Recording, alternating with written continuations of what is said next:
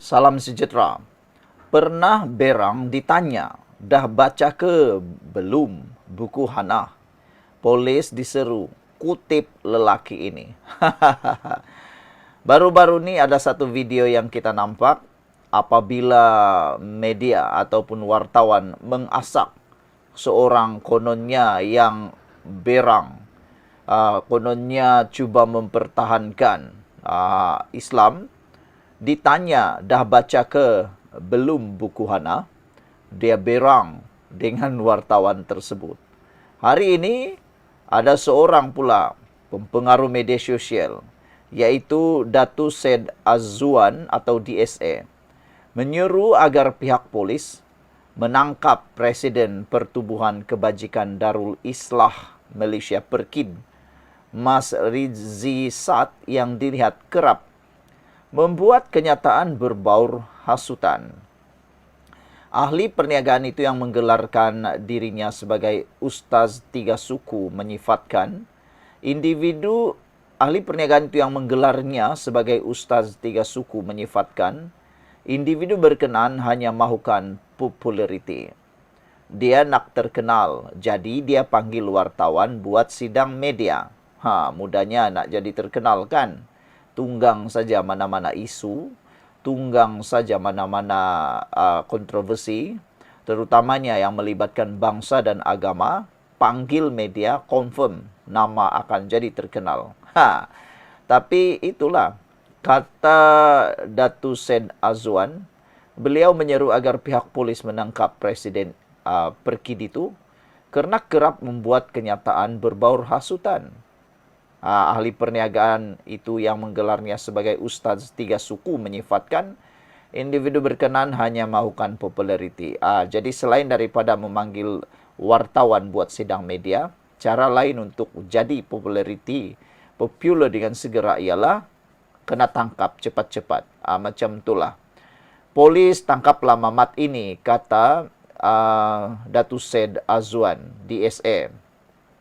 Polis tangkaplah mamat ni. Setiap kali dia buat sidang media, ambil mikrofon, ketuk atas kepala dia, katanya.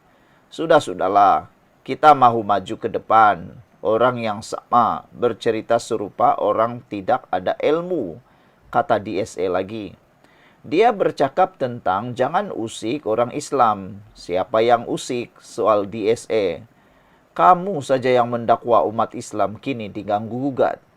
Dia mendakwa bila orang Islam buat laporan polis, satu pun tak diambil tindakan. Tapi kalau bukan Muslim buat, cepat saja polis datang angkut pergi pukul 3-4 pagi, kata DSA. Kutiplah mamat ni, buat sewak je, kata DSA lagi. Dia juga sebut banyak kali, kerajaan Madani kononnya, kerajaan Madani tak adil. Kamu 33 bulan jadi kerajaan PN, adil ke? Soal DSA. Bidasnya menerusi rakaman yang dimuat naik di YouTube. Terdahulu menerusi video dikongsi Malaysia Gazette semalam, Mas Rizzi dalam sidang media antara lain mengingatkan pemimpin terutamanya DAP agar tidak mencampuri urusan berkaitan Islam. Sebelum ini, Mas Rizzi pernah mengundang sindiran warganet apabila dilihat berang lantaran diasak soalan oleh seorang wartawan sama ada sudah membaca buku Becoming Hana oleh Menteri Belia dan Sukan Hanayo. Mula selanjut, Said Azwan mempersoal apa pula yang telah dilakukan Perikatan Nasional PN selama 33 bulan menerajui kerajaan persekutuan sebelum ini. 33 bulan dulu, ada tutup kelab malam ke? Ada tutup diske ke? Ada tutup kelab dangdut? Soal beliau. Macam mana orang angkat dia kononnya membela Islam? Saya tidak nampak, kata DSA. Orang begini saja nak tunjuk hebat depan kamera, templak Said Azwan lagi. Sekian untuk kali ini. Jangan lupa tinggalkan komen anda. Bye-bye. Salam sejahtera. Walaun tak berbunyi bila Samsuri hadiri sambutan tahun baru Cina. Itulah kan kalau orang yang buat walaun bising. Kalau dia yang buat, dia diam-diam saja. Kalau orang yang buat, mungkin haram. Kalau dia yang buat, jadi halal pula. Seperti kelazimannya, penyokong tegar pas yang juga dipanggil walaun tidak berbunyi. Apabila pemimpin mereka sendiri menghadiri sambutan perayaan masyarakat bukan Islam. Kehadiran Naib Presiden PAS yang juga Menteri Besar Terengganu, Datuk Seri Dr. Ahmad Samsuri Mokhtar dalam Majlis Tahun Baru Cina menarik perhatian selepas seorang pendakwah menegaskan sambutan Tahun Baru Cina didasari dengan kepercayaan. Terima kasih Gabungan Pertubuhan Cina Malaysia Huazong atas jemputan ke Majlis Perayaan Tahun Baru Cina 2025, tulis Samsuri di akaun X miliknya. Menjengah ke ruangan komen, rata-rata menyindir, di mana suara walaun memandangkan Firdaus Wong Wai Hung sudah pun menyatakan tarian singa dan isang mempunyai unsur-unsur kepercayaan khurafat. Tak langgar syariat ketu, maklumlah kalau PAS, semua halal. Orang selain PAS je tak boleh. Haram, kata seorang netizen. Ada juga yang menulis, tiba-tiba halal, orang lain sambut dia cop haram. Ada lagi yang menulis, menemplak, menyindir, tak ada bunyi pula, mana walaun. Tak nak komen ke? Demikian antara sindiran warganet.